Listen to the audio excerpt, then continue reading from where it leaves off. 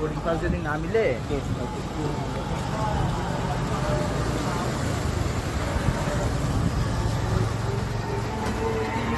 আসসালামু আলাইকুম।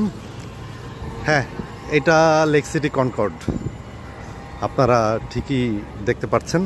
আর যারা এখানে বসবাস করেন, যারা এখানে থাকেন, তাদেরকে তো এটা আর পরিচয় করিয়ে দেওয়ার কোনো দরকারই নেই।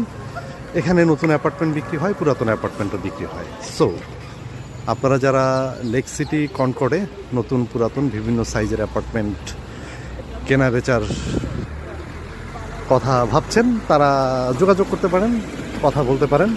সব ধরনের সুযোগ সুবিধা ফ্যাসিলিটিস আপনারা এইখানে পাবেন।